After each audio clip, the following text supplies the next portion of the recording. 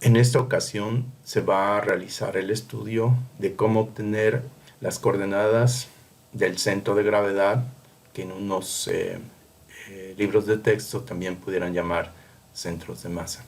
Aquí les presento parte del libro de dinámica de Byron Johnston, el cual empieza el tema mencionando algunas expresiones que son necesarias para poder evaluar las coordenadas mencionadas. Inclusive presenta una tabla de diferentes geometrías o volúmenes. Continúa con cuerpos compuestos y a continuación menciona ejercicios. En este sentido, yo quiero mostrarles tal vez algún estudio un poquito más detallado acerca de cómo es que se pudiera visualizar esas expresiones. Bueno, por ejemplo, vamos a imaginar que tenemos un cuerpo, obviamente, que expresa un peso, el cual este peso puede estar distribuido en pequeñas partículas o diferenciales de peso. Si se integran todas estas partículas en una expresión matemática, precisamente utilizando la integral, pues se puede calcular el peso total. Pero ahora, para cuestiones prácticas de estudios de cuerpos, hace falta conocer una coordenada, o más bien coordenadas en las cuales pudieran representar todo este peso en un solo punto, el cual pudiera ser representado por el centro de gravedad. Bueno, ahora, ¿por qué es importante esta cuestión del centro de gravedad? Bueno, para empezar, por sentido común, sabemos que el centro de gravedad en el cuerpo humano se encuentra dentro del mismo cuerpo, poquito abajo del ombligo, en una posición vertical. Pero ¿qué pasa si parte de la masa del cuerpo, qué quiere decir esto? Porque se extienden los brazos, como se muestra en la figura, este centro de gravedad se desplaza como se muestra, que quiere decir que ya está fuera precisamente del cuerpo. Y esto sucede en infinidad de objetos y también por ejemplo, en maquinaria cuando está operando por desplazamientos, el centro de gravedad se mueve. Bueno, para eso también pudiéramos tomar el ejemplo de un boomerang. ¿Qué pasa si se lanza un boomerang al igual que un BAD pues en esta que describe esta trayectoria? Pues simplemente realiza un recorrido, en este caso pudiera ser parabólico, pero a la vez empieza a rotar.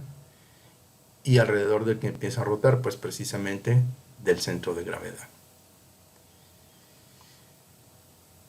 Bueno, empezando a analizar un poquito más a fondo las expresiones que se van a utilizar para poder evaluar coordenadas del centro de gravedad. Otra vez retomamos pequeños diferenciales que conforman todo el volumen o todo el peso. Ahora, si tomamos un pequeño diferencial con coordenadas arbitrarias x, y, z e imaginariamente, pues lo hacemos rotar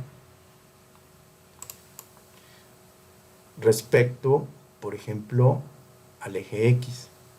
Y se tuviera entonces en este caso que observar que este eje x con este eje z forman un plano.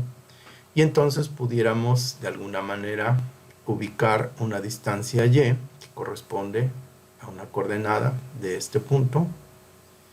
¿Y qué es lo que pudiéramos empezar a analizar? Pues simplemente analizar este diferencial de momento con respecto al eje x, utilizando esta diferencial de peso, teniendo como, vamos a decir, entre comillas, brazo de palanca, y esta distancia.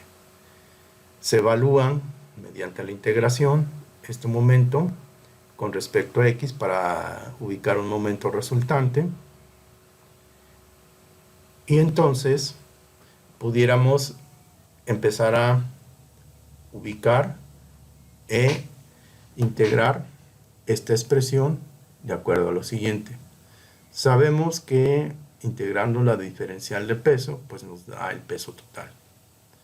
Y este peso total pues debe estar ubicado en el centro de gravedad con coordenadas x testada, y testada y z testada.